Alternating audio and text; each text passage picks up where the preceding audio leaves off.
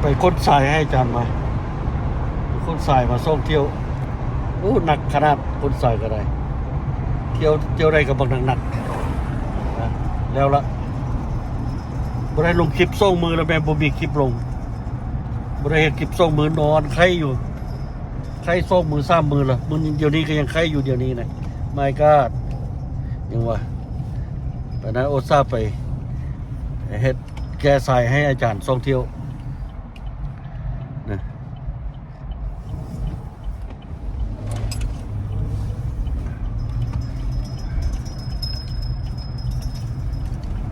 แกรถเทเลอร์น้ำลังคุณ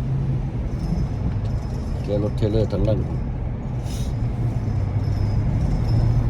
ทักรถเทเลอร์ก็ได้ใช้งานหนักมื้อนี้รถเทเลอร์ก็ใช้งานหนักบ่ได้ลงคลิปส่งมือแล้วมื้อนี้คลิปแรกภายในส่งมือน่ะมันบ่มียังลงเลยพุ่นละเห็นเข้าไปตักป่าอยู่สิได้เบรเนาะพวกตักป่าก็บ่ได้เพราะว่าบ่มีไฟใดเลยมันยังบ่ทันขึ้นเถอะนะป่านั้นมันยังบ่ทันขึ้นเถอะเดือนหน้าพุ่นน่ะเดือนเมษพุ่นป่าขึ้นน่ะป่าฮู้เลยแค่นั้นแหละป่าแซ่บๆน่ะป่ากินทั้งขี้ทั้งโคตรป่าน้อยแซ่บกินทั้งขี้ทั้งโคตรรสนี่ยอดบานละจะกินยาละปวดตูดปวดกิ่งไหมเมื่อเดี๋ยวนี้นี่เมื่อกินยาแล้วดิ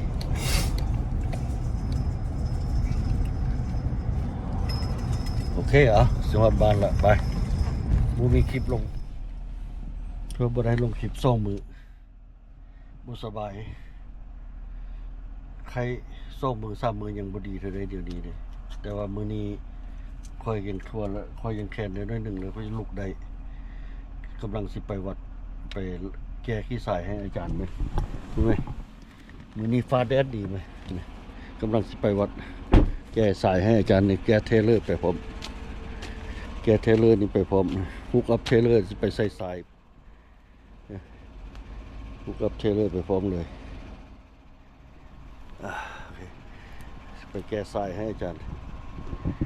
กำลังสิออกไปวัดเพิ่นกำลังสั้นเขาอยู่เพิ่นสั้นเขาคนแหละจึงสิไปแก้ไปรอท่าเพิ่นอยู่วัดนั้นแก้สายไปนะเพิ่นยังสั้นเขาอยู่เดี๋ยวนี้นะฟ้าแดดแต่มีลมอยู่หน่อยหนึ่งลมมีอยู่หน่อยหนึ่งอากาศยังเย็นอยู่หน่อยหนึ่ง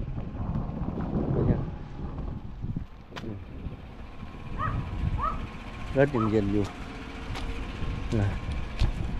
วัดหน้าเหือนหัวนี่กับมางออกแล้วจังบ่ได้เฮ็ดเถอะเมื่อยกำลังเมื่อยไหมใครตื่นเลยดิเมื่อยอยู่ไหมใครตื่นไหมใครตื่นเมื่อยเนี่ยมางออกนี่มันแดกตะเก่าหัวมางออกหมดแล้ว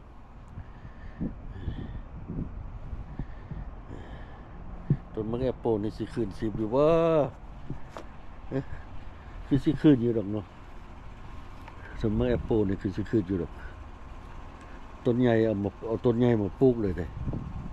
คือสิคืนอยู่ดอกถ้ามันคืนมาทุกคนแตกหน่อแตกใบแล้วนู่นแตกแล้วดีแตกแล้วโอเคไปวัดก่อน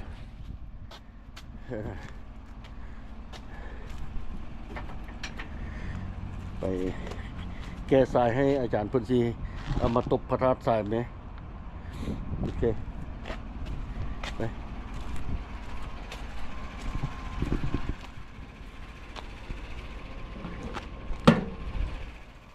ไม่ได้ถ่ายวิดีโอส่งมือละบ่มีคลิปลงใครนอนใครอยู่ส่งมือไหมนี่ยังบ่ดีเธอได้เนี่ยนอนใครอยู่ส่งมือถ้าก็ลุกได้นี่แหละไปเลย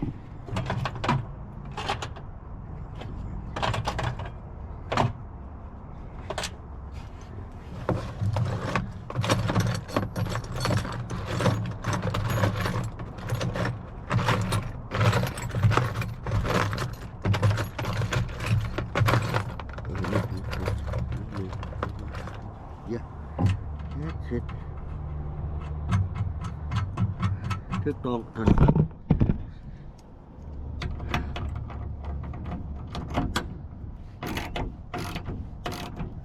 แปลงเทเลอร์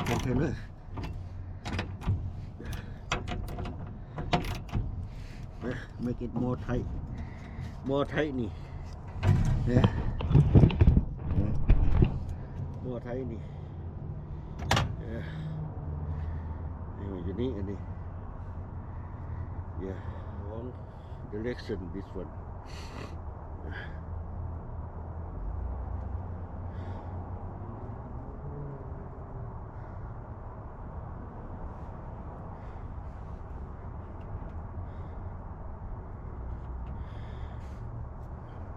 wrong direction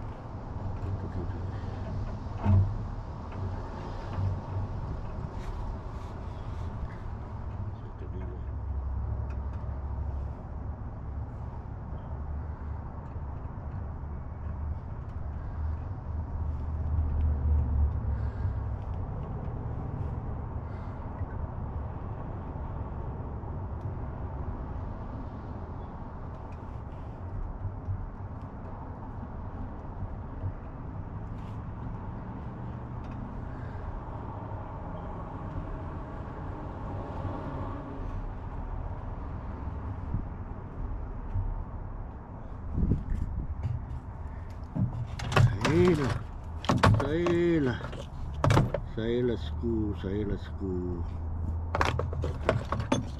saya Tuhan terima saya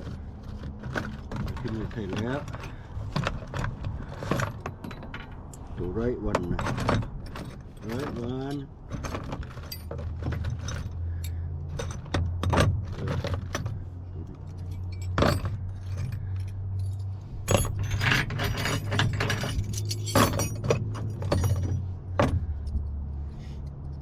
ตัวนึงนี่แหละ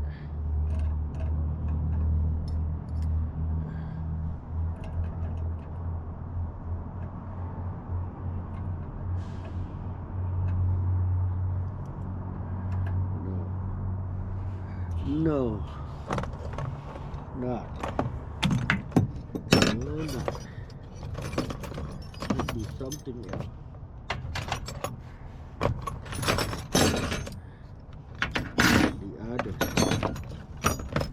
the other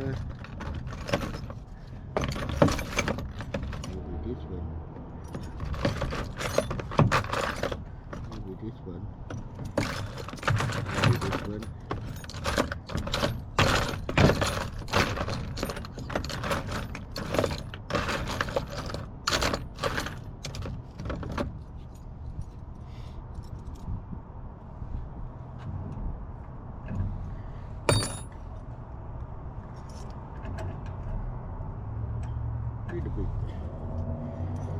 little bitตัวนี้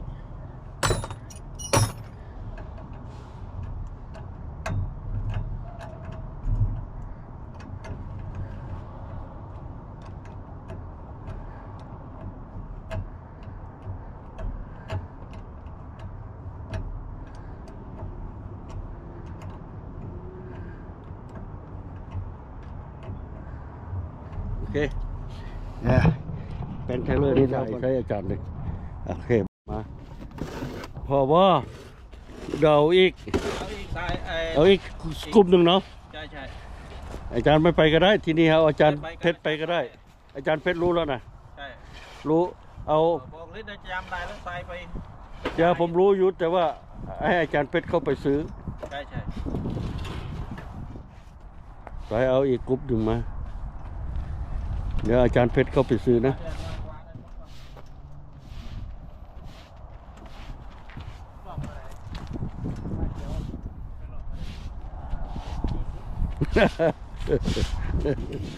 คนทรายมาไหมเป็นวัดตันดังอยู่นี่เดี๋ยวนี้ใครกลับคืนมาเลย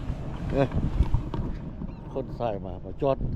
ให้อาจารย์เพิ่นซื้อสตาร์บัคนี่แกทรายมานี่เต็มรถหนักขนาดหนักนี่มาจอดให้อาจารย์ซื้อสตาร์บัคก่อนเพิ่นติดสตาร์บัคแล้วอาจารย์นะแกทรายมาพูดแกมาแต่มาไกลๆพูดโอมาลีพูดก็เลยมาจอดให้อาจารย์เพิ่นซื้อสตาร์บัคยังบ่ฮอดวัดเถอะไปแกเที่ยวที่ซ่องแล้วตัวนี้แกมาเที่ยวนึงละอันนี้เที่ยวที่ซ่องวันนี้กลับไปอะไรปลดเทเลอร์ไว้วัดให้เพิ่นละซิมกับบ้านแล้วอยากกินยาแล้วไหมอยากกินยาแล้วเพราะว่ายาฮอดวัดเถอะโอเคฮอดฮานสตาร์บัคเป็นวัดบุทันดีแม่เมืองทรงเลยใครกลับคืนมาไหมเดี๋ยวนี้แต่ว่าเมื่อเช้านี้ดีแล้วนะ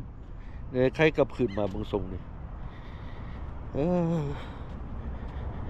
มันกลับคืนใครนี่กลับคืนเบิ่งรอลมรถโอเคอยู่รอลมโอเคอยู่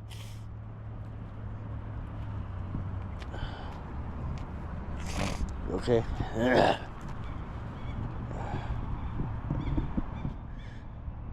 ไฟนี้ได้หมดทั้งสองเบื้องแล้วโอเคไฟนี้ได้หมดทั้งสองเบื้อง